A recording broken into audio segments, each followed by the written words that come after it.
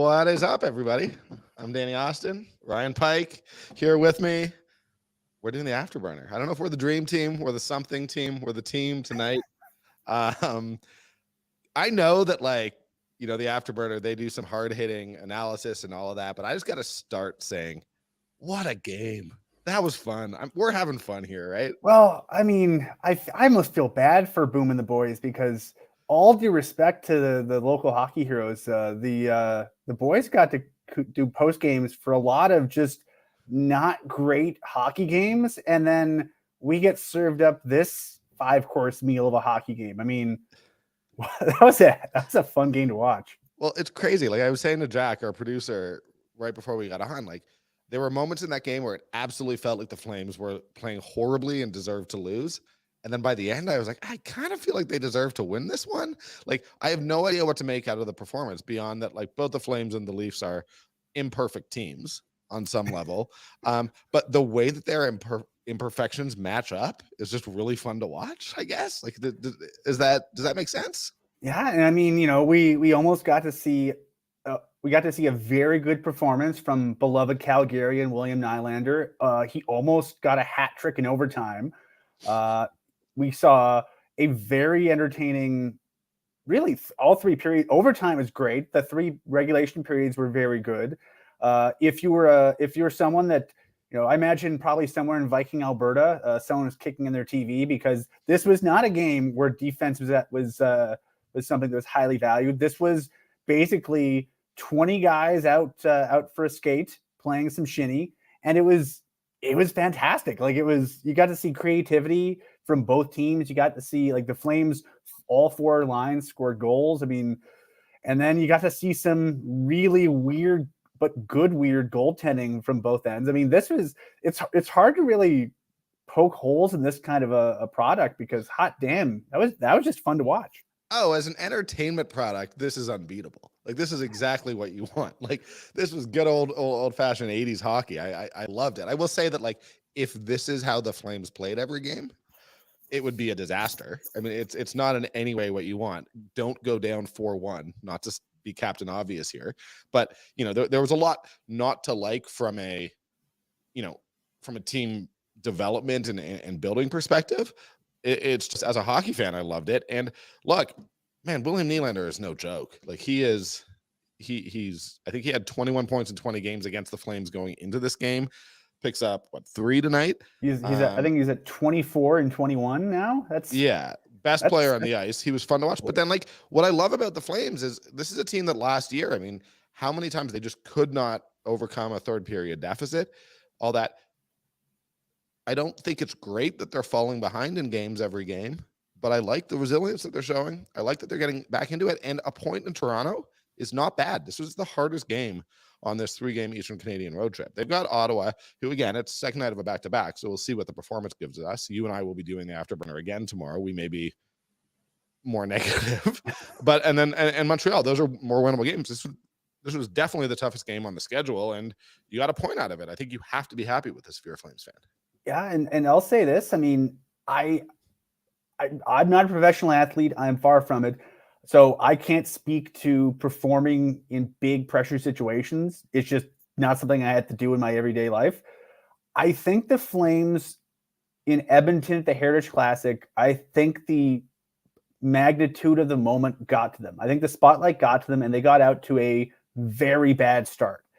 And Toronto, playing in Toronto, Brian Burke was on at the first intermission with Ryan Leslie on Sportsnet and just mentioned the magnitude of media that are there. Like, every national Canadian media figure is basically based in Toronto.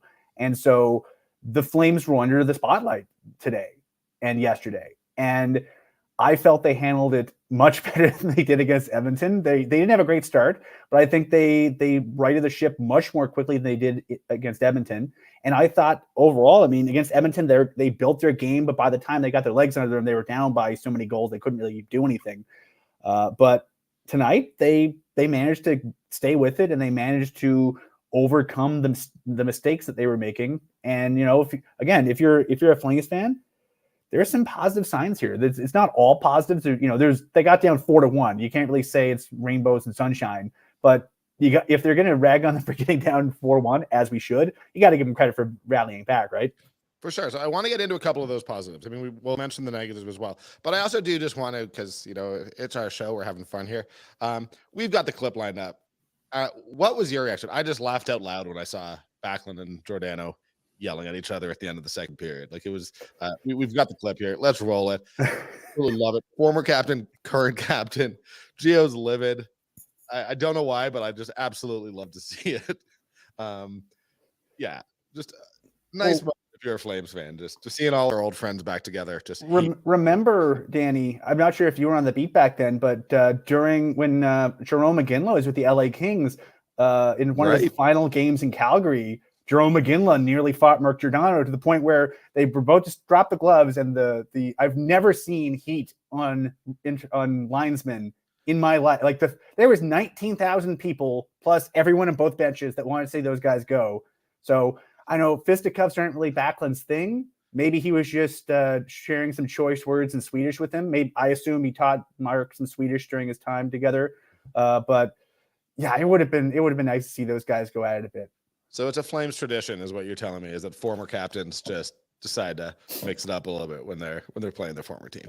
I assume so. I don't know if Craig Conroy ever got into it with Iginla after during his brief time in LA. I assume they must have mixed it up at some point.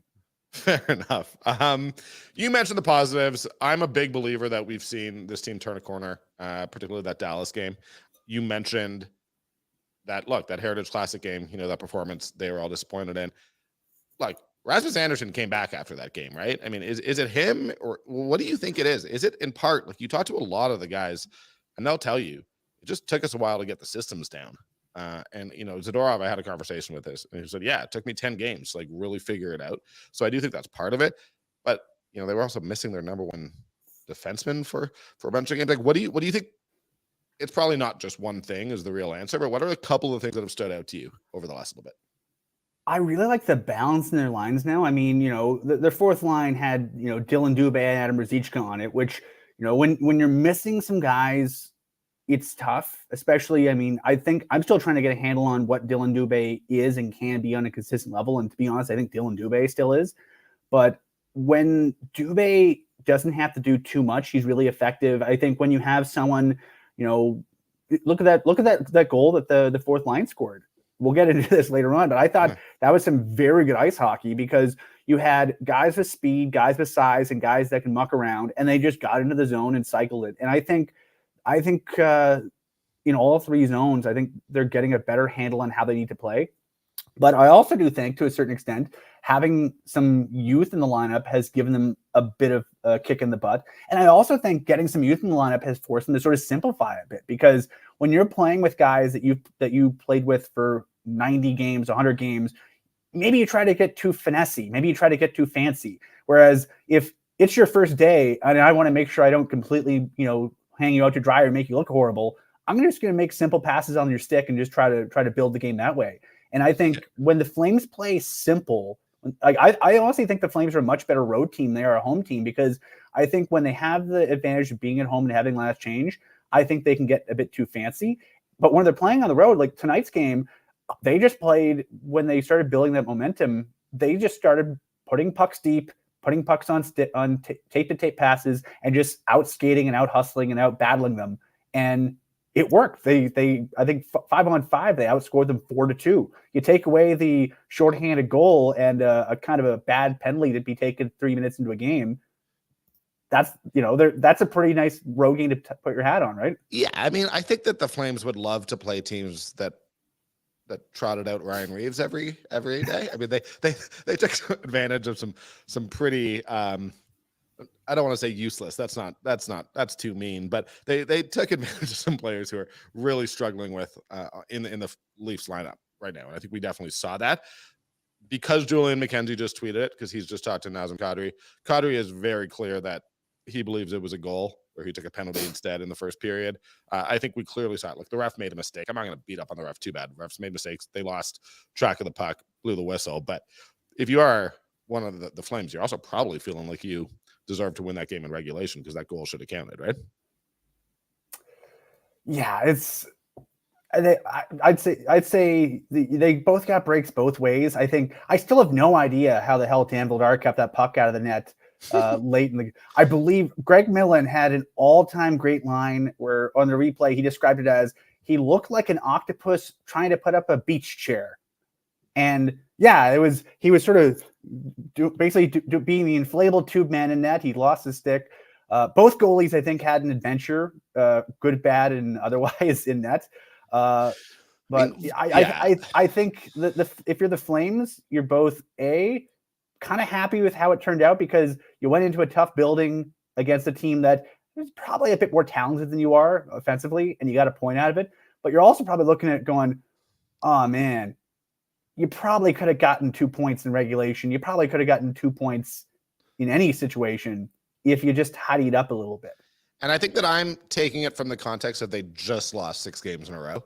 So it's hard for me not to look at the performance against, a Leafs team that, again, has some pretty big holes in it. Like, make no mistake, I am not saying otherwise. But look, the Leafs still have, 4 to 5, if not more, like elite offensive weapons. And several of those guys really produced. But the Flames managed to put up 4 goals. They managed to play the way that they had to do to get a point in a tough building.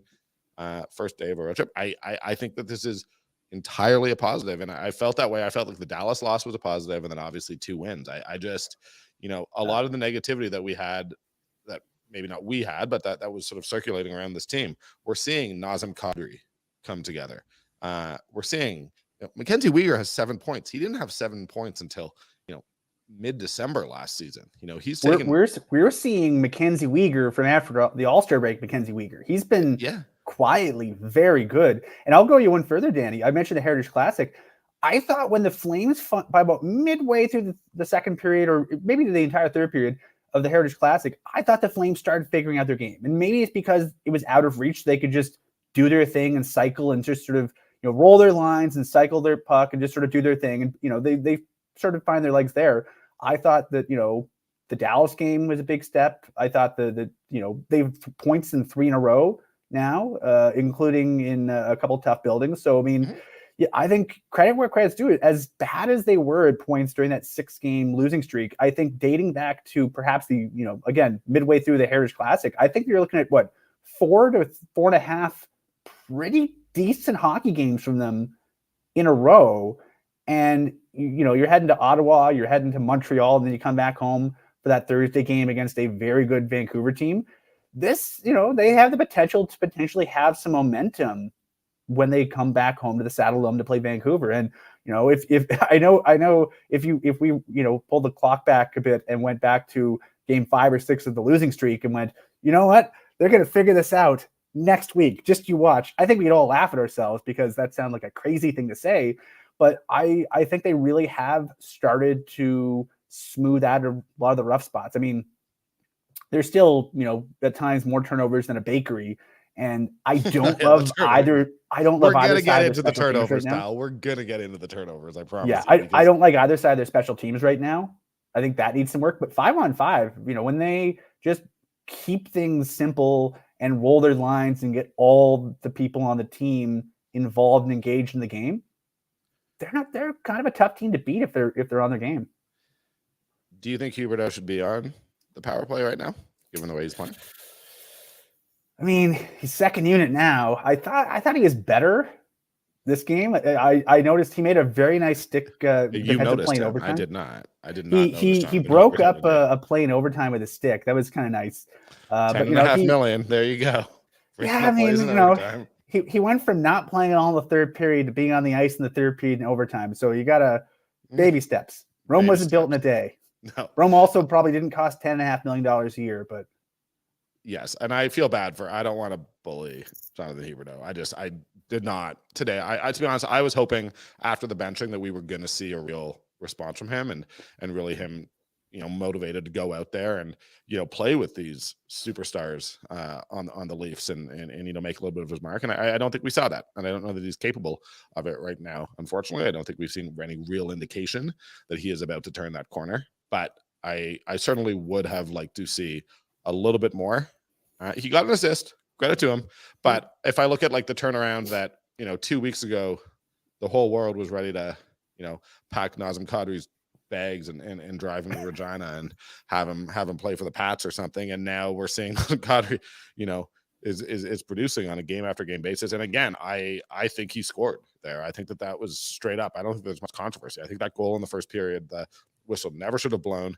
I still don't really understand why he got a penalty. Well, he made contact with the goaltender at some point with his sticks. I mean, I guess that's slashing technically, but I mean, he was playing the puck and he poked the puck, and his follow through from poking the puck that was loose went in. The puck hit the goalie. The puck was loose. That I didn't like that call. That said, I did think that there were several moments where I did wonder if the refs didn't like the call either and were sort of allowing some things to go in order to make it up to the Flames. I'll say this: Kadri's line, especially early in the game, was the main Flames line going, and I thought Kadri's line going early gave them something to cling on to, and they needed some momentum, and allowed the rest of the lines to sort of get their acts together and get going. I couldn't agree more with you. We have segments, and we need to save talking about Connor Zary for the segments. At some point, this is going to turn into the Connor Zary show. If anyone's wondering why we're not talking about Connor Zary, because there's things that we have to do and have to hit.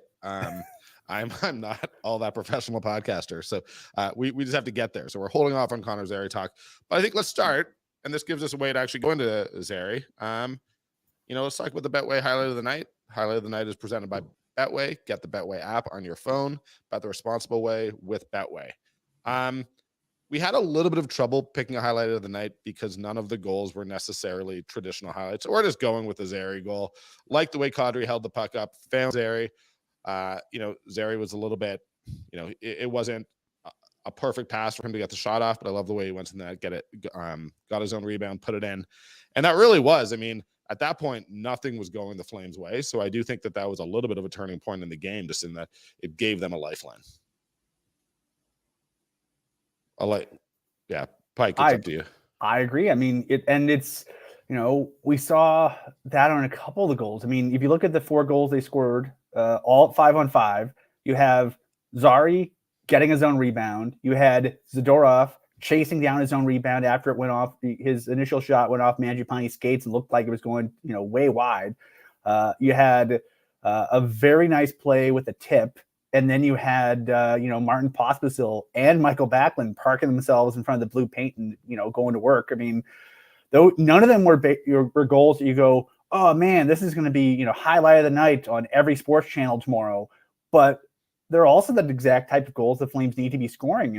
It's extra effort, guys in the right position, guys in the slot, guys in the blue paint, guys going after the puck after initial shots don't go in. And, those are the hallmark of what this team needs to be if they think they're going to be successful this season.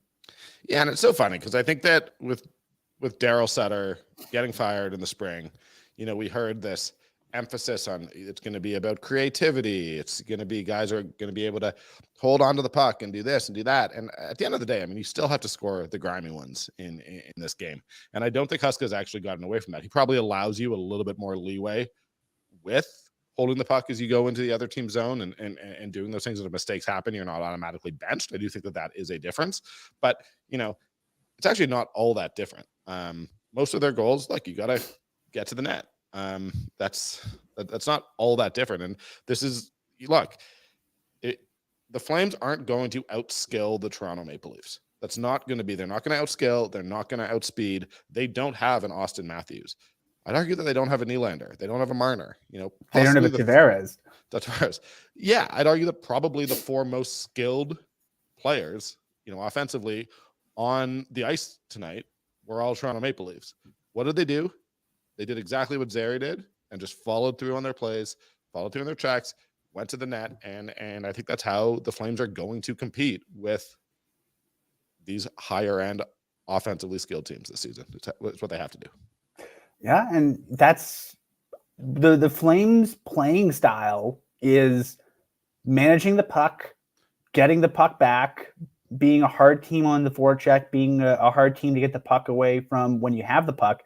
And, it's at times it's not pretty, but it's a type of game that if you execute it properly, it wears the other team down and makes them make mistakes.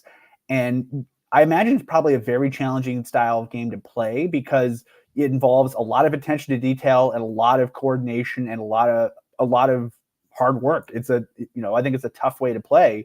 But when you don't have that high-end A-level skill, that's what you got to do. That's how you elevate your skill level, by wearing the other team down and making them make mistakes. And I thought when the Flames were playing their game today, I thought they made the Leafs make more mistakes than the Flames did at 5-on-5. And, they got a point out of it. We're going to talk even more about Zary later, but I'm just going to ask you directly because I watched a fair bit of Wranglers last season. I basically covered every home game that they played in the playoffs, showed up at a bunch of games. I did not know Connor Zary was this. I'd seen him play.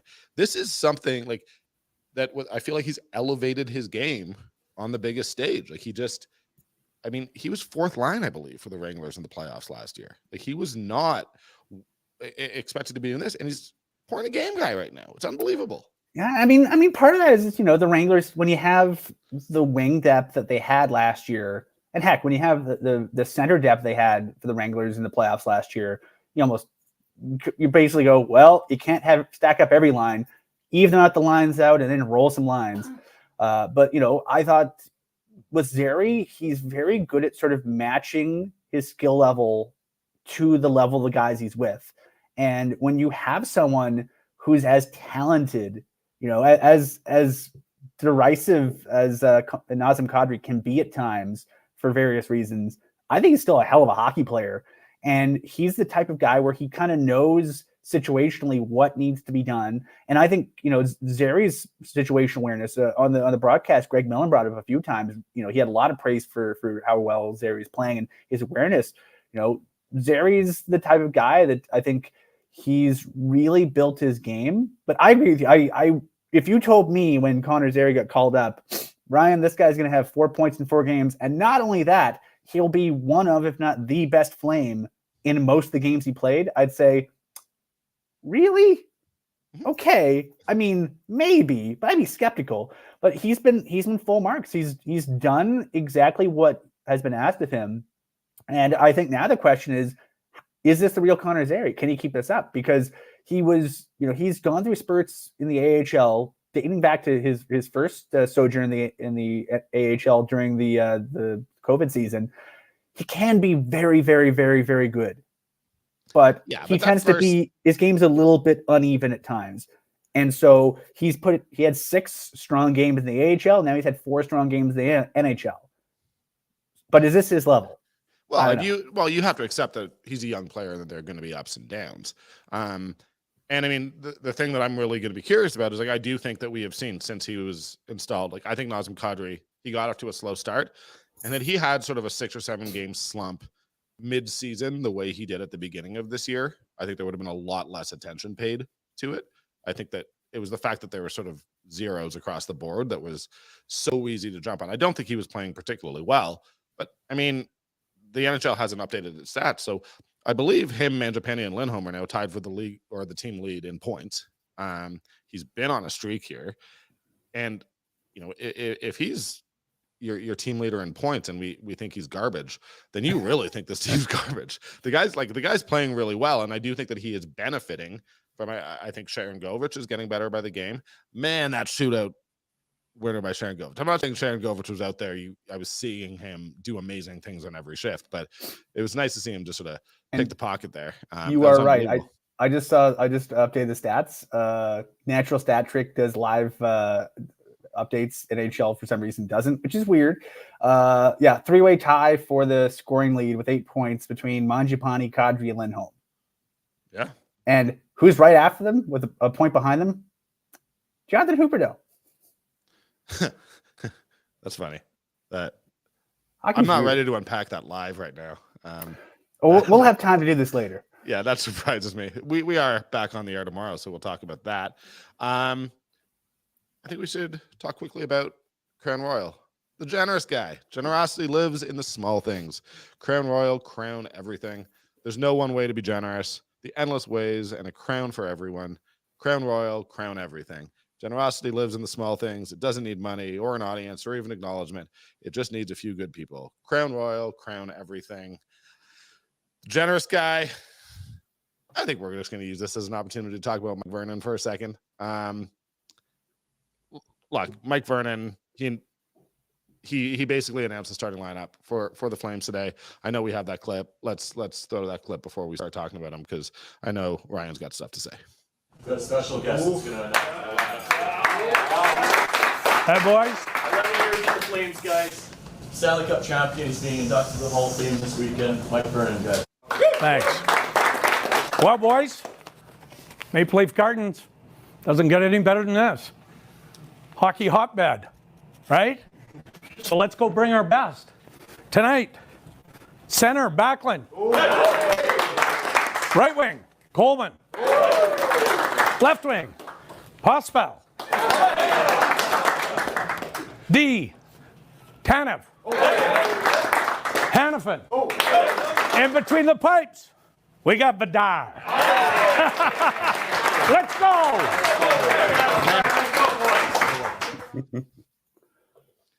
I mean, look, you grew up a Flames fan. I didn't, so you have I obviously have all the respect in the world for Mike Vernon. I think he was an amazing hockey player. The few times I've had to meet him, he's an absolute gentleman, total beauty. Love the guy, but he means something different to you as a guy who grew up a Flames fan. So this weekend, just watching it's got to be cool, eh? Yeah, I mean, that 89 team is like a murderer's row of good hockey players. There's strong players in that team that unfortunately just won't make it in the Hall of Fame. Brad McCrimmon, unfortunately, is no longer with us. Hawk and Lube probably should be in the Hall of Fame. But, Vernon was one of those guys that, he was on a team that was built for offense. You can make a case that the 80s Flames are very much like the Toronto Maple Leafs of today, where they're a machine built to score goals. And, well, they don't really need to stop the goals because, they can score so much. But you need to have the right guy behind all those offensive players to make the saves when things broke down. One of the most famous saves in franchise history, him on Stan Smeel in the Game 7 of the 89 first round against Vancouver. Different guy in net. Maybe we're not talking about the 89 Cup team. Maybe we're talking about a crushing disappointment in the first round. But he made that save and play goes the other way and Joel Otto scores. And, Vernon's been probably a Calgary icon for as long as I can remember.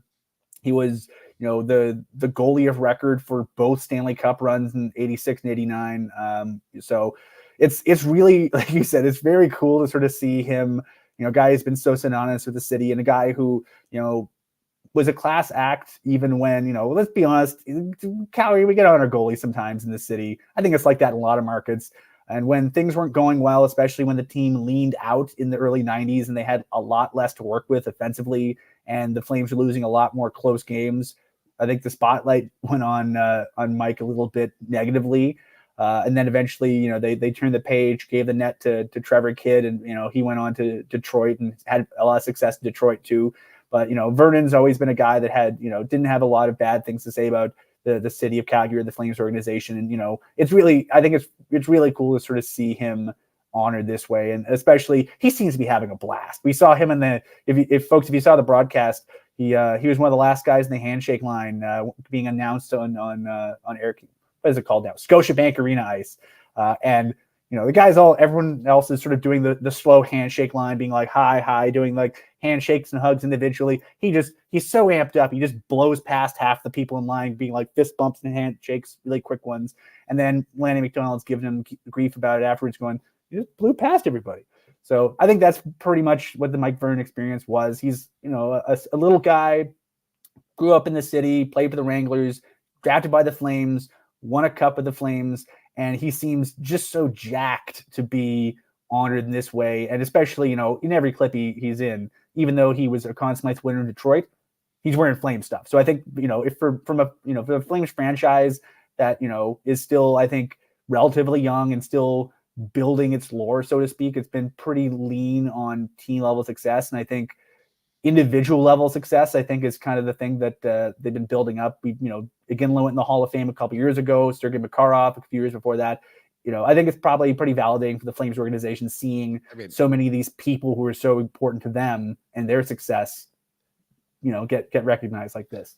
That's fair. I have a comment on that, but I'm going to save it. All I was going to say is I don't think The fact that they haven't had a ton of team success is not tied to how young they are as a franchise. They've been around a while.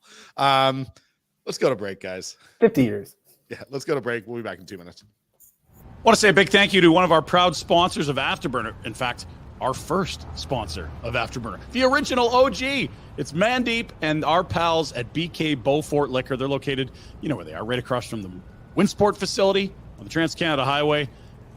Get on that off-ramp, head up there, stock up if you're heading out of the city. Maybe it's a vacation on the weekend. Maybe you're looking for a six-pack, a special bottle of wine, or it's a special occasion. Whatever it is, stop by BK Beaufort Liquor, say hello, stop in, stock up on your way out of town, or maybe if you're just flying by in the Northwest, you can find them on Twitter at BK Liquor and on Instagram at BK Beaufort Liquor. Thanks, Mandeep. Wendy's is back, and this time they have got the Daily Face-Off Survivor Pool, and we're proud to hook up with Wendy's on this one. What do? You go to dailyfaceoff.com, and in the top right corner, you're going to see the link for the Daily Face-Off Survivor Pool, and they'll give you a bank of selections.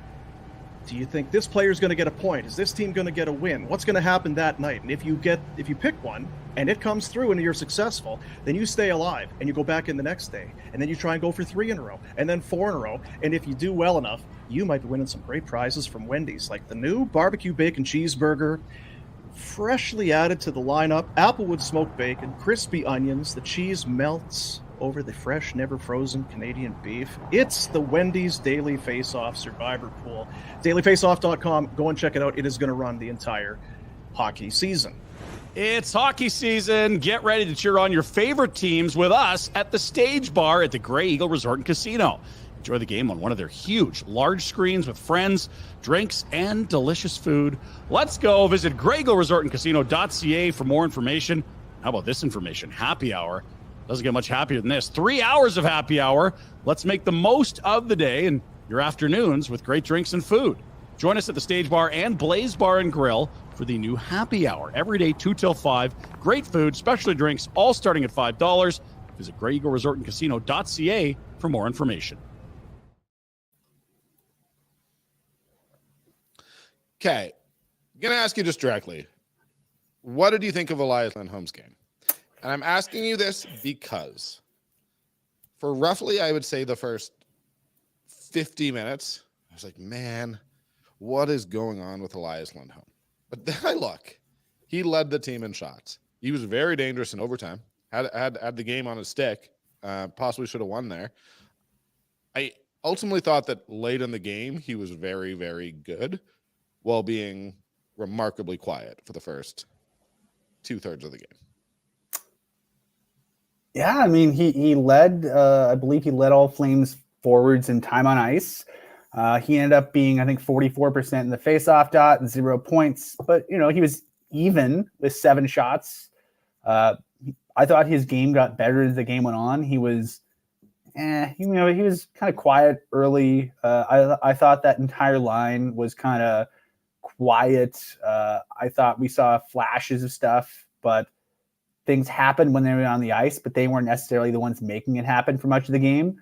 And then in overtime, when it's a lot harder to not, in overtime, if you don't have it going, you're just going to stand out like a sore thumb. And I thought, especially late in regulation and in overtime, I thought he was very good. But, I'd say split the difference. He was sort of, rarely visible in the first 2/3 of the game. And then in the third period in overtime, he was much more visible for positive reasons. So the short answer, Daniel, is incomplete. I would say his game was incomplete in this game. Has that sort of been the story of the Elias Lindholm 2023-24 season so far? Like, it's really hard to take it outside of the context of this guy as a free agent next year. And the very easy sort of cheap thing to do is be like, this guy does not look like a guy who you pay over $9 million. Like, he needs to be producing significantly more. But at the same time, he's doing a lot of the exact things that the Flames need him to be doing. He's been good in the defensive end, in my opinion. It's just that the production on the offensive end is not there. Although he's, again, tied for the team lead in points. So how much can we complain? But I don't think I don't think he's looking like, you know, a top 20 in the league #1 center is what I would say, which is probably what he needs to be if he's going to make $9 million next year, whether it's from the Flames or someone else. But I also sit there and I'm like, well, he's got Jonathan Huberdeau as his winger right now. We know that Huberdeau is struggling. How much can we expect from the center who might not have any chemistry? You know, Daryl Sutter certainly thought that they didn't have any chemistry last year. Like, how much of this is it fair to put, you know, okay, well, Lindholm, you're probably not playing like a $9.5 million guy right now. It feels cheap for me to say that. I guess I'm asking you, am I being a piece of trash right now? I think you're kind of right though, because like it's if you let's compare the two Swedes for a second. I mean, you know, Michael Backlund is a metronome. He was, you know, high up in the Selke Trophy balloting last year. He's been a Selke Trophy candidate for pretty much since like 2012 or 2013. Backlund is one of the more consistent players in the league. Is he a $9 million player? No, he just signed an extension. He's been making around $5 million for the foreseeable future, and he's been making about $5 million since the cows came home. He's been a good second to third line center, and you can basically put whoever you want with him, and you're going to get reliable minutes. Are you going to get great minutes? No. If you put Backlund with, you know, players that can elevate like Mangiapane, yeah, you might get great minutes. But for the most part, you're going to get good to pretty good minutes out of whoever you put with Backlund. Lindholm, you would expect, you know, Lindholm has always been sort of perceived as, man, imagine if Michael Backlund had slightly more offensive talent. And we saw that with him that 1 year where everything that line did with Gaudreau and Tkachuk worked. And Lindholm, you know, when he played with Monahan and Gaudreau, it worked. Like, he's been with a steady string of guys that he had chemistry with, and he was able to elevate their game and vice versa. And just last year and change, oil and water with him and Huberdeau. It's just, they just don't mix stylistically the way I think people thought they might on paper. And as a result, you know, we saw last year Huberdeau basically got churned through every freaking line the Flames could put him in, to the point where he was playing on his off wing for 3 months. I still don't understand that. That'll always confuse me. But this year, I think, you know, we've seen how many different wingers tried on that line. We've seen, I'm trying to think. Too many. We've seen what? Sharon Govich, Dubé was there for a minute, Mangiapane. I don't think there's been anyone else, has there? I mean, I think Dryden Hunt was there for a second, but that might have just been a fever dream that I had. Look, he's gone through a lot. I am not trying to say that I think Elias Lindholm has been bad. I don't think that. I just think that because we've heard this 9 million plus number bandied around, I'm looking at it through that lens, and I'm like, man, this guy's not getting 9 million plus with this sort of production right now. And that's no knock on him. I think he's a good hockey player.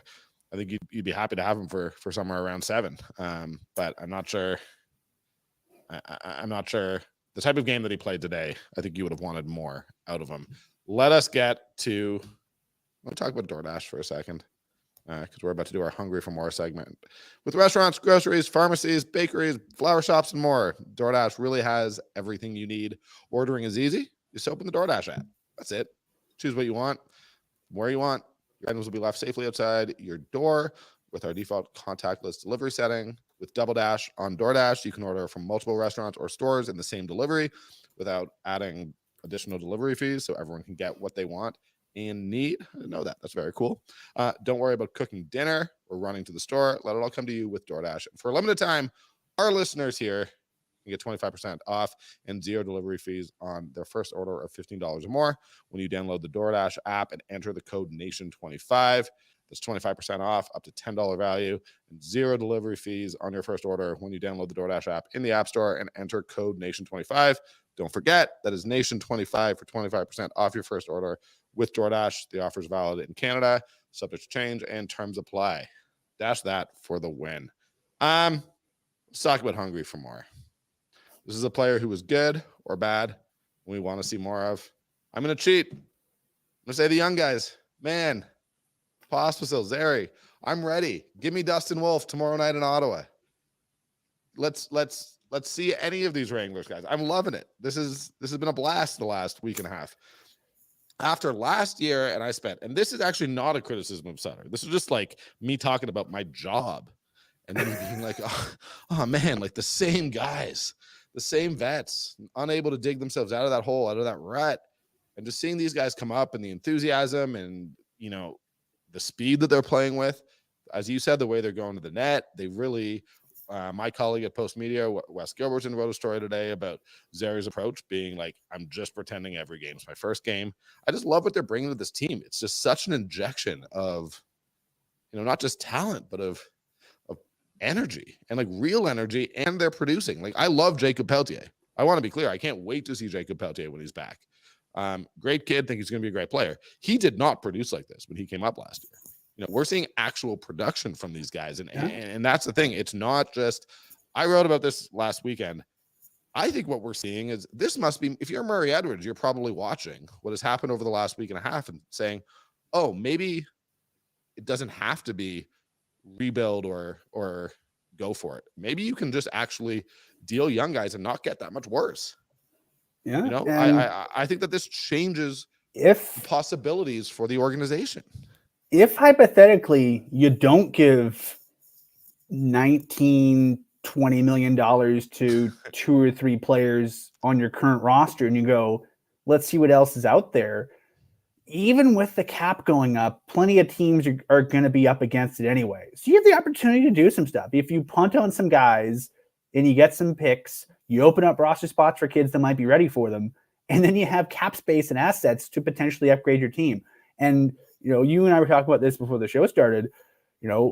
I just think the cool thing that we're seeing that we didn't really see last season with Jacob Pelletier, and I guess for Matthew Phillips for his game and a half, the idea of Connor Zary comes in, and they tell him, all right, you're gonna be playing with AJ Greer and Dryden Hunt on the fourth line. All due respect to those players, good role players, but that might not be the role that Connor Zary is best suited for. Ryan Huska said as much. Ryan Huska freely admitted during, I think right when Zary got sent down to the AHL, hey, good player, like what he does, probably not built to be a fourth line center of the NHL. Okay. And so when he got called up, he wasn't asked to do that. He was put in a position that arguably suited his skill set better. And I would say the same thing for Martin Pospisil. Like Martin Pospisil's skill set, Martin Pospisil is a big, beefy dude who knows he's big and can play mean. And so look at the goal he scored. He scored a goal by basically parking himself in front of Joseph Woll and saying, I'm just going to stand here. You're not going to see anything, but the pucks are going to go in because you can't move me. And all due respect to Andre Mangiapane's game is very much get and shoot, whereas, Coleman and Backlund are very good at getting it and putting it on it too. They're all very complimentary, but arguably possibly redundant skills. Whereas if you have Coleman and Backlund to put the puck on net, and then you have a big dude that they can't move there to bonk it in, that kind of works. So they've sort of set, based on the complementarities in the lineup, the complementarities of skill, and arguably the complementarities of experience and inexperience. You have the Flames' most experienced NHL player playing with a Slovakian kid who's barely, he's been oft injured, but he's playing his third or fourth pro game or NHL game. It works. Blake Coleman, very calm player. It works. And I think that to me, that's the thing that A, gives me optimism, and B, makes me hungry to see more of these guys, because, these guys are still growing their game and still growing into their roles 3, 4, 5 games into their NHL careers. And they've been put in positions to succeed in a way that makes me optimistic that they can keep it going. So out of respect, I'm going to ask you, because you legitimately know so much more about prospects. I'm assuming most of our watchers or listeners follow Ryan. You're a big part of the team, but you'll tweet about guys drafted in the 8th round in 2011 and just tell us something cool that happened to them in the Mongolian league. You're on top of everyone who has ever been drafted. Who's next in terms of who you might see? Because Klapka had a really strong first 5 games, has not, I'm looking at his stats right now. If people are wondering why I'm looking at my computer, hasn't scored. So, that might limit, although with his body size, he might be a guy who has interest anyways. But is there another Wranglers guy we should be keeping an eye on? I would say it depends on what they need. Because I think, all due respect to the Flames scouting staff, I don't think they have anyone that is they don't have another Gaudreau in their system. They don't have anyone who's going to be a franchise elite level guy right now. Maybe I'm wrong. Maybe someone will take off. But what they do have is they have a lot of good role players who can fulfill a lot of different functions.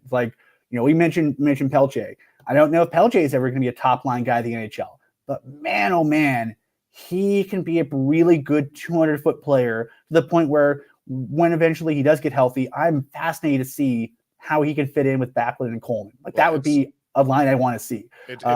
I like. The question that I don't have an answer to is literally it's him and Coronado. You mentioned Zary wasn't a fourth line guy. It's when you're bringing them back, if your second and third lines, which right now those two have been their most effective lines over the last however many, possibly all season. I don't want to touch those lines though. You don't want to touch those lines, and then you've got to somehow fit. Okay, well you bring Peltier back, and the plan is to play Peltier. That has been Huska has said that basically since he got hurt. Oh yeah, he was going to be part of this lineup every day. We love the progress he made. But I don't think you're putting him in the fourth line role. Coronado, they don't want to keep Coronado down for all that long. They've been very open about that. But you don't want to put him, and then it's where does he fit? Where does he go? Yeah, where does he go? Well, it's where potentially Conroy's going to, if he believes in this youth movement, potentially you're wheeling and dealing some of the veterans if you can, right? Yeah, and I mean that's probably the the benefit of having so many guys on being pending UFAs, but you have the ability to open up some room potentially. I'm really curious. The thing that's fascinating to me is just the idea of so many of the guys in expiring contracts are defensemen, and defense is arguably the leanest part of their system. I mean, you have Ilya Solovyov, who we saw here briefly for a couple of games. He was solid. His numbers weren't great, but he's in a role that your numbers are never going to be great being a third pairing defense first guy. And arguably he got brought up during the doldrums of the losing streak. So it was what it was. Can I ask you? I didn't again, we did not talk about what we were going to talk about really in advance, other than a couple of the segment stuff. If Connor Mackey, who I know is not exactly playing right now, if he was still in the Flame system, if they hadn't traded him for 2 months of Nick Ritchie last year, would he be playing? How many games would we have seen him play already this season? He'd be ahead of DeSimone, right? Yeah, him and Gilbert would probably be going back and forth for that spot. I mean, Valimaki, we know would be in the lineup. Another guy that Brad Treliving decided to put on waivers. I'm bringing this up because again, this whole talk about how the Flames have no defensive, up and coming defensemen in their system, they did in training camp last year. They had two guys who they basically let go for free for nothing. So just think on the day that they play the Toronto Maple Leafs, that is worth Danny Austin bringing up. I want to talk to you about Village Honda for a second here, Ryan. Village Honda. Northwest Auto Mall and online at villagehonda.com. Auto Mall. Northwest Auto Mall, not Auto Mail. And online at villagehonda.com. They have new in-stock inventory on the ground. Start your automotive adventures at Village Honda, where new vehicle pricing is MSRP.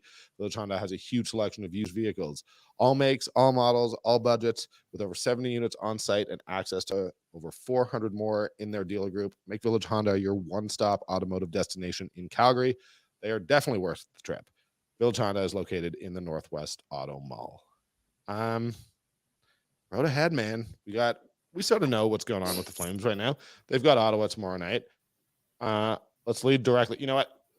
They've got Ottawa, then they have Montreal, then they're back. Starting with tomorrow, do you expect to see Dustin Wolf? I understand that the caveat here. Yes, you think Dustin Wolf? Okay. I don't think you go from not practicing for 2 days. I mean, what we were told was Jacob Markstrom skated after the main group today. He did not dress. The backup tonight was Dustin Wolf. He did not skate with the group on Wednesday. And Thursday was a travel day. So he hasn't practiced with the main group in a few days. I don't know if it would make sense for them to put Markstrom in against Ottawa as, coming off a minor injury and being cold, which suggests to me, that's why you brought Wolf up in the first place. So I think Wolf would go against Ottawa, and then depending on the result against Ottawa and how all three guys feel, I think potentially all three guys could be options to get to Montreal, don't you? Yeah. Can I? I'm going to ask you a question that our producer. This is why you need a good producer like Jack. So shout out to Jack. Right before we're on air, Jack goes to me, Danny, what happens if Wolf is lights out tomorrow night? Like, what happens if Wolf stops 35 shots? Everything. Like he's just that guy. What happens? You can just send it back to the HL? You could. I mean, they have the other two goalies are a guy who's very good in the third period and in overtime, but his body of work is still relatively small in Dan Vladar. And the other guy is Jacob Markstrom, who has a no move clause and a $6 million contract. So I think the tea leaves has always been when the Flames get an offer that they like enough to say yes to for Dan Vladar, eventually Dustin Wolf will be a full-time National Hockey League goaltender. His body of work in the NHL and elsewhere has suggested that he's ready or very close. So, I mean, okay. I think if you're the Calgary Flames, I'm sure, honestly, as much as we always like to sort of rub our hands together and go, "Ooh boy, goalie controversy," I'm sure you'd love to have three goalies that you like, especially if you have a 22-year-old kid come in and look like it's John good Kerry. News, but I have bigger news that we have to talk about. I'm so sorry. Oh yes, I bring it up again. We talk about magnificent producers. Yes, bring it up. From Kevin Weeks, react to this.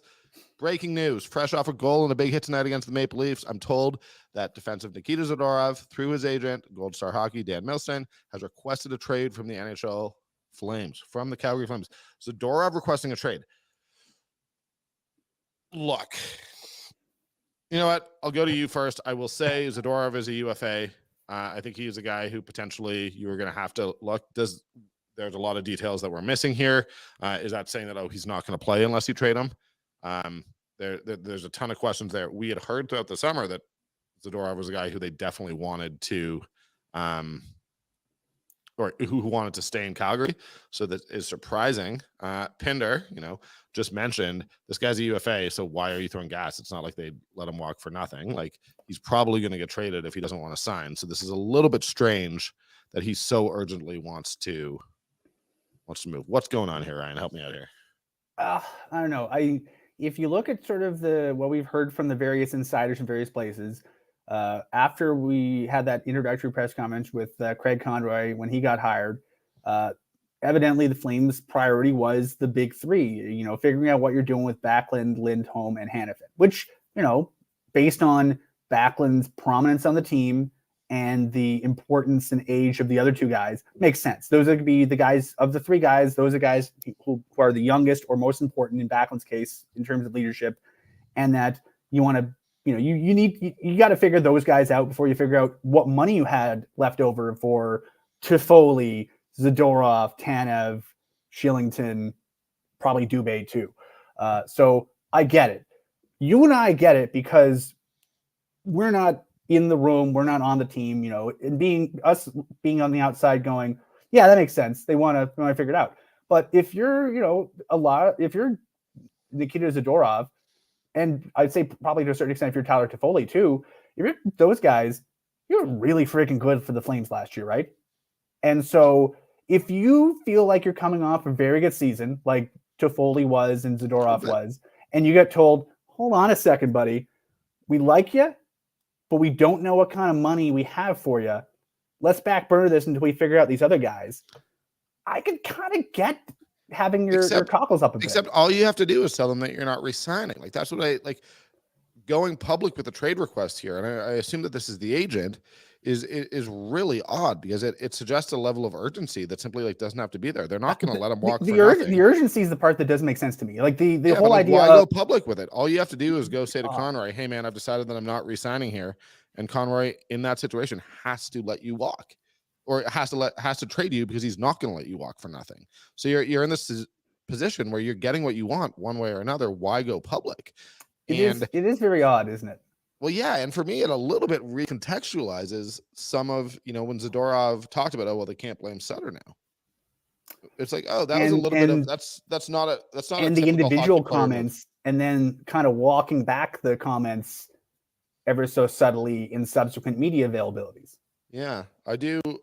I don't know. I'm a little puzzled by this. Like, I just think that if you're Zadorov, there is absolutely no reason to be going public with this tonight. Now, Dan Milstein has. It does make me think.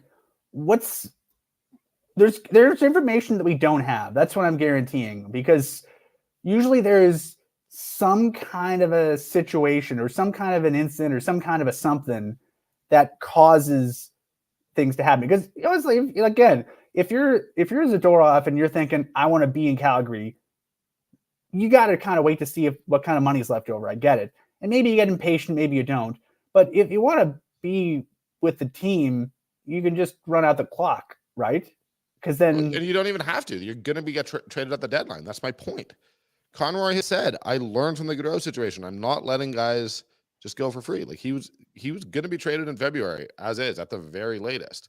So I find this, I mean, it looks like Milstein is a little bit stirring the pot right now. And I can't live on air go and look at all the replies and what have you. But this one, I mean, I don't think this is a huge, like, the problem is that he's devalued himself as a trade asset a little bit by going public with this. Yeah. That's the problem for the Flames, is that everyone now knows that they need to move him.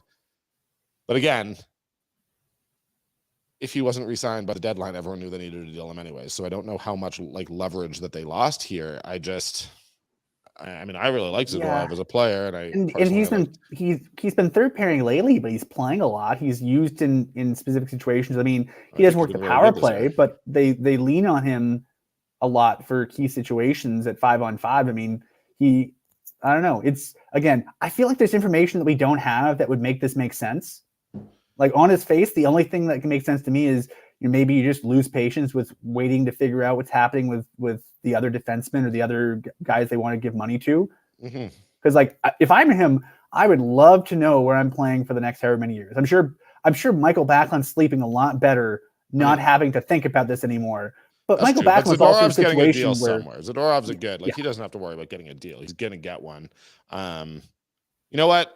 I think what you and I need to do, let's go to a break so that both you and I can, like, very quickly take a look to see if anything else has broken out here. So yeah, we're gonna be right back. This gives us about 2 minutes to try to figure out what the heck just happened. So yeah, let's go to break. Thanks, Jack. Hey, buddies, quick break. Back to the show in a moment. Want to tell you about Greta. They are our spot. It's Afterburner's home away from home, and coming up very soon, next week on the 16th, we are going to be at Greta, watching the football game, watching the hockey game, and watching Pinder eat 42 chicken nuggets. It's a long story, but it's all going to take place next Thursday, the 16th, at Greta. Check them out online, gretabar.com, 213 10th Avenue Southwest. If you've never done Greta, you got to come down. Why? No better time than on the 16th next week. We'll watch some hockey, we'll hang out, have some drinks, and watch Pinder gorge himself. But you can play some games. They've got the video games, over 50 of them, state-of-the-art, some classic. It's an awesome time that's unlike anything else you're going to do, so we do invite you to join us. Again, 213 10th Avenue Southwest. Check them out online, gretabar.com. It's a lot of nuggets, I know. Derek Newman of Newman Dean's Real Estate Group is a proud sponsor of Afterburner. He, with CIR Realty, whether you're buying or selling, they're the people you talk to. Let Derek do the work for you. Give him an email, dnewman@cirrealty.ca, or give him a call, 403-619-6661. Can do home staging. It's incredibly low pressure. You can get a quote, what you think a market assessment is for your place. Also, Derek, with his huge network of people in his world, can find homes that aren't even on the market yet. If you're looking to buy, he's going to hunt down the perfect home for you. He'll go the extra mile. It's Derek Newman of Newman Dean's Real Estate Group with CIR Realty. Whether you're interested in buying or selling in the greater Calgary area, give him a call, 403-619-6661. Make it easy for you. Let Derek put his network to work for you. Coming up in January, we'd love you to be there with us. We are going to Phoenix the 11th to 13th of January. It is the barn burner vacation to see the Flames take on the Coyotes. We got your hotels, we got your flights, we got your game tickets. Go to nationgear.ca to book yourself a spot. $14.99 based on double occupancy. You can book your spot now at nationgear.ca. That's the website. You'll find the link on the top. Avoid all the Oilers stuff. It's there, but just pretend it doesn't. nationgear.ca, and then book your spot in. They are moving. There's a limited quantity, obviously, but it's going to be a great time. Whether they're winning or losing, who cares? It's Phoenix in January. Go and watch some hockey, hang out, have a heck of a time.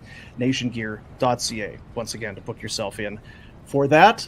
And it's brought to you by Alberta Blue Cross. Memorable moments with Alberta Blue Cross. It's about cherishing past moments and making new ones. Alberta Blue Cross Travel Insurance helps you protect your memories and more.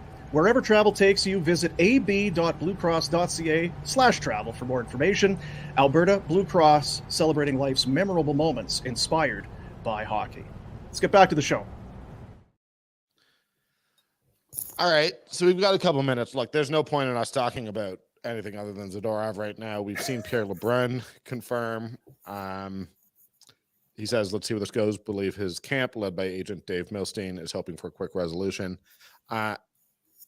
You are Craig Conroy. You're walking out of the rink in Toronto today. You get this call from Milstein saying, hey, we're putting in a trade request on Nikita Zadorov's thing. What do you say to Milstein, and then what's your path forward with the player? You're expecting him to show up and train and play every day, right? Yeah, I mean, we saw something similar play out in Calgary when Michael Frolik was on the fourth line. He was a noted Alan Walsh client, and Alan Walsh, put stuff out there on social media saying, yeah, Frolik doesn't play enough. He should be moved somewhere else. And, eventually Brad Treliving did it, but, it was a matter of weeks afterwards. I mean, you're not going to, trade Nikita Zadorov for magic beans. You have an idea of what you want for value. And, this is an interesting, it's a tough situation for Craig Conroy to be put in, especially when the Flames are currently in the center of the hockey media universe.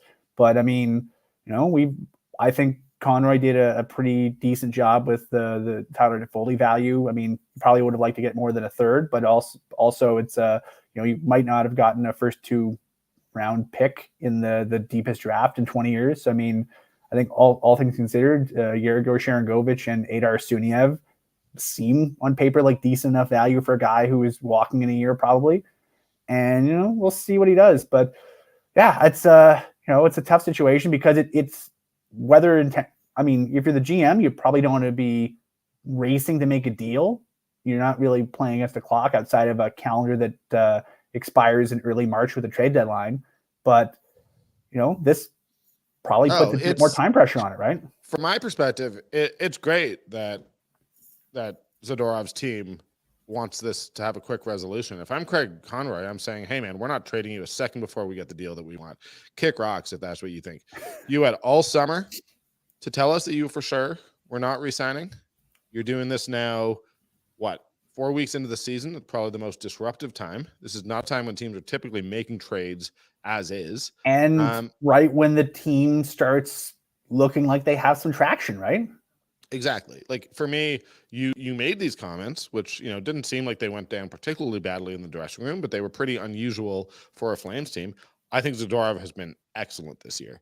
I think there are a lot of teams. Well, I mean, he's a -6, which I know plus minus is a faulty stat, but he's been on the ice for some goals, but he does have 5 points and he's only playing 18 minutes a game. So that puts him right sort of on par with the other sort of offensive players.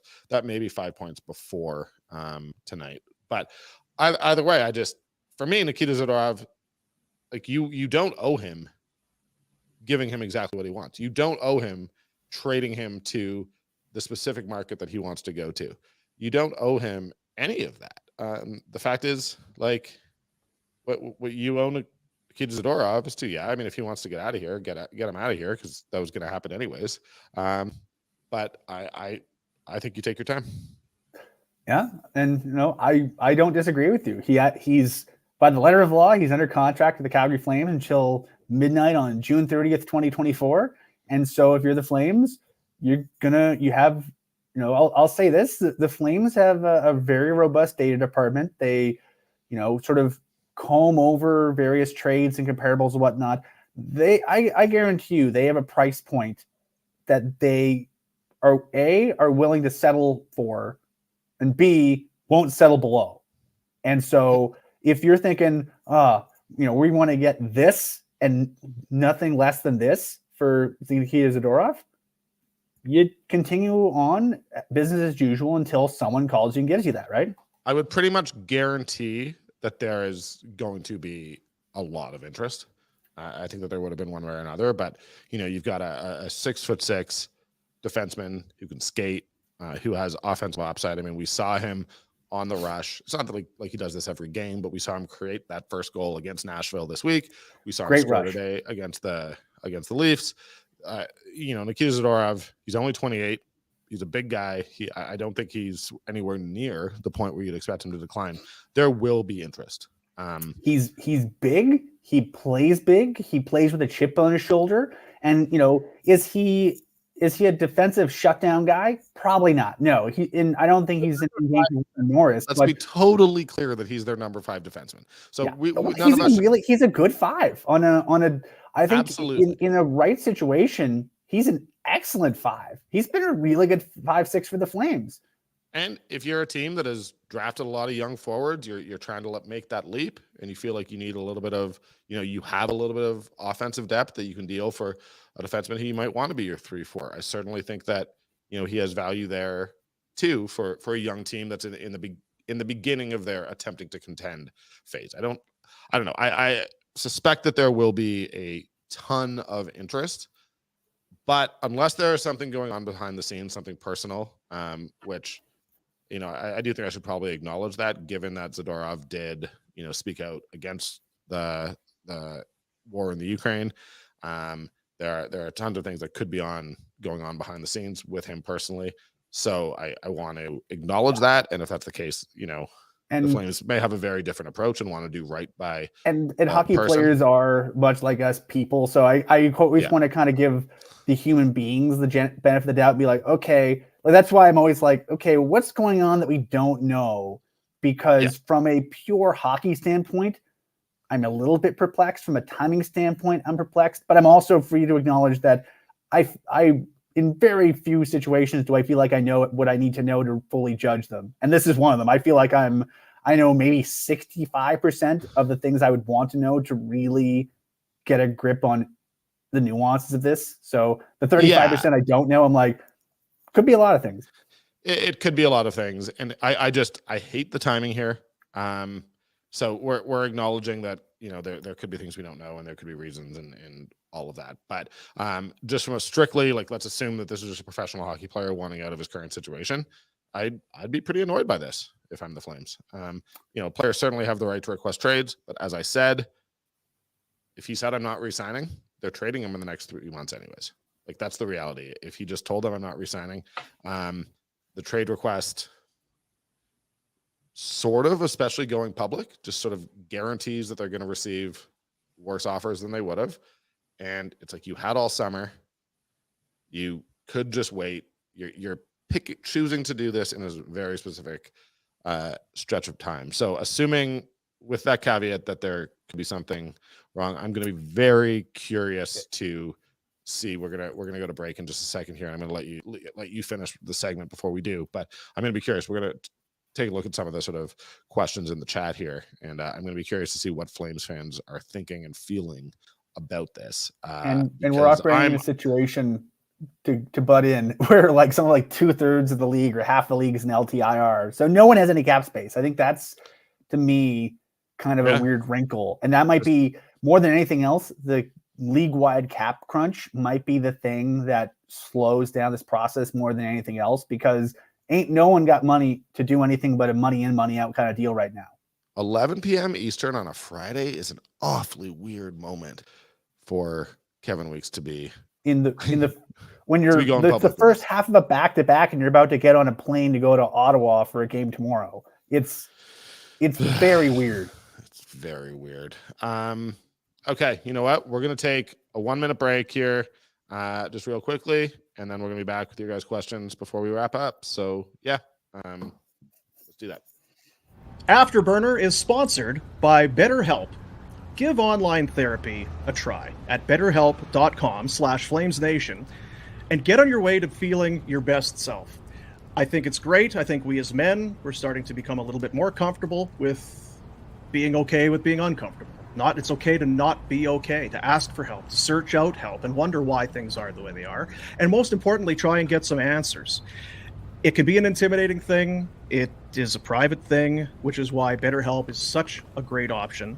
It's entirely online, designed to be convenient, flexible, and it's suited to your schedule. You find the time and make it work for you.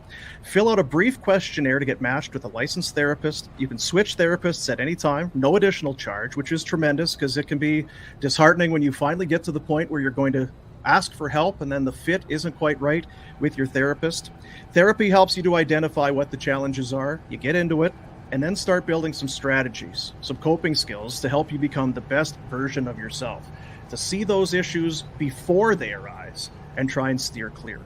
Make your brain your friend with BetterHelp. Visit betterhelp.com/FlamesNation today. You'll get 10% off your first month. That's BetterHelp, HELP.com/FlamesNation.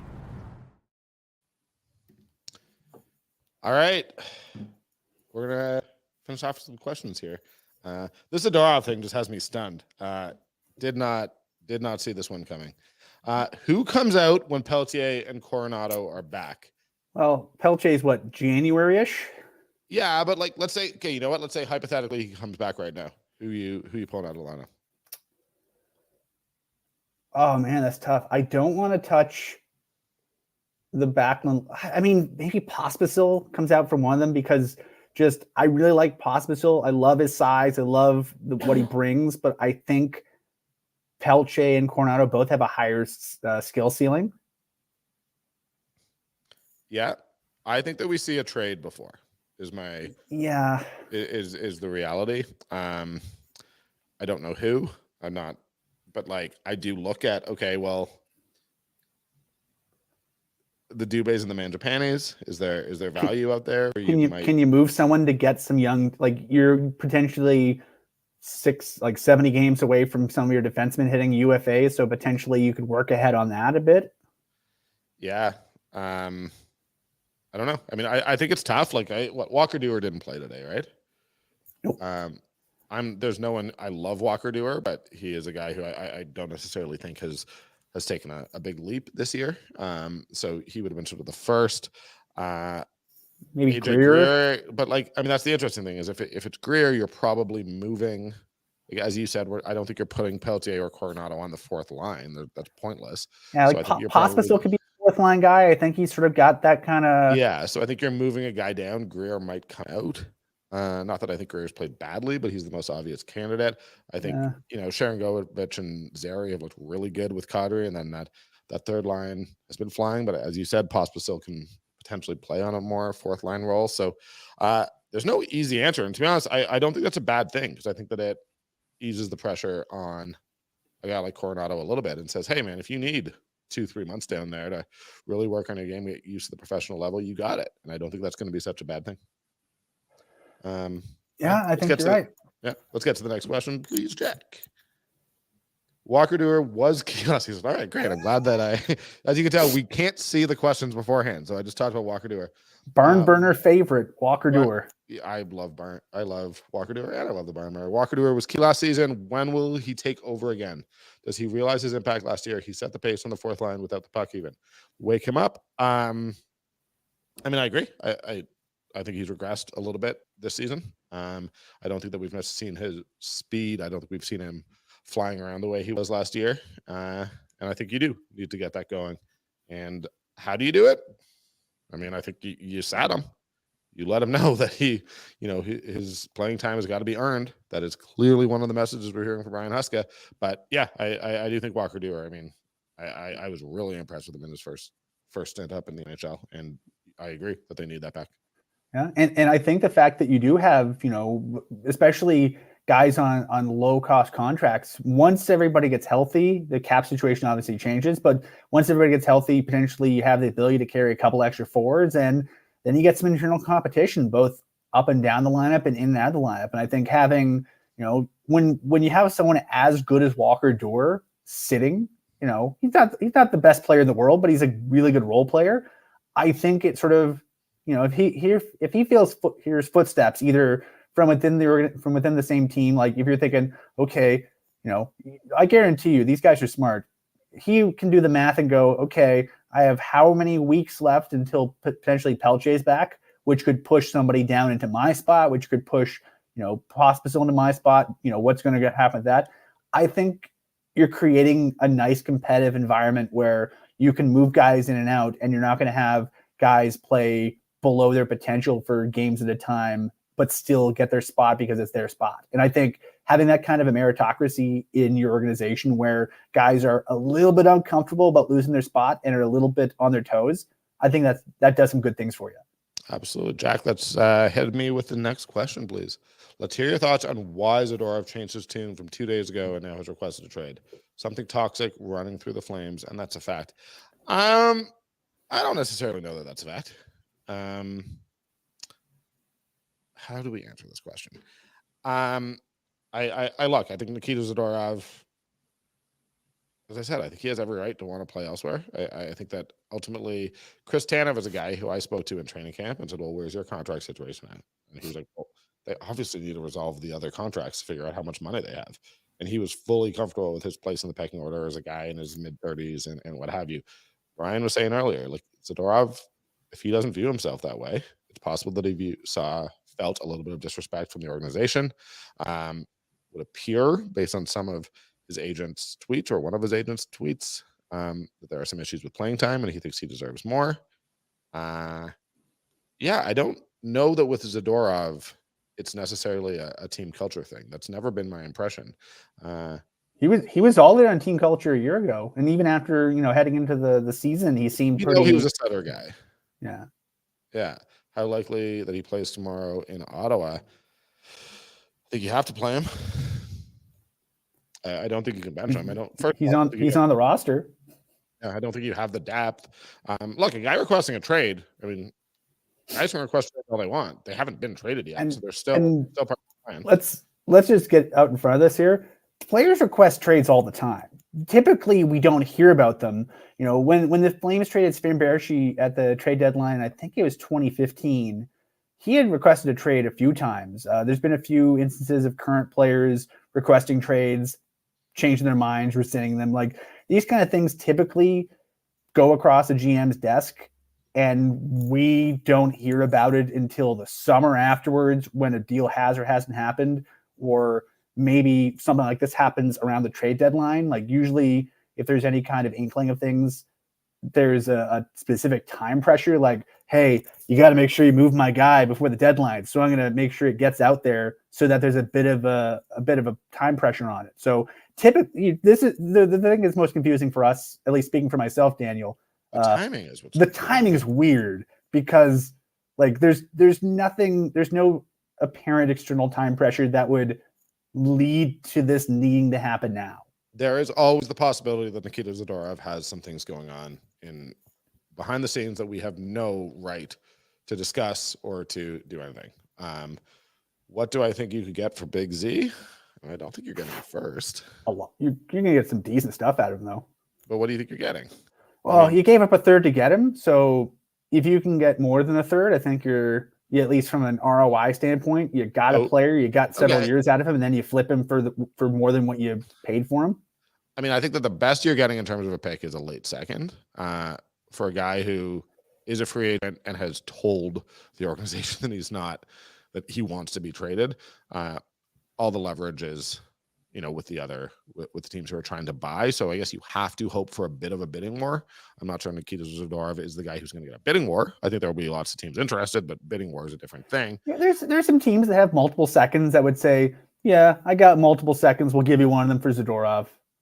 I'm sure you'd probably feel if you're going to give the Flames something substantial for him, you would like to have the opportunity to negotiate an extension with him potentially. I think the Leafs could use him. I don't think they can afford him. I think Vancouver could probably use him. I think any team, like I think in Ottawa, I don't know enough about the Red Wings depth, but any of those sort of Eastern teams who are trying to make the leap and go from being a young team to a team that's trying to make the playoffs, Nikita Zadorov's perfect fit for any of those teams.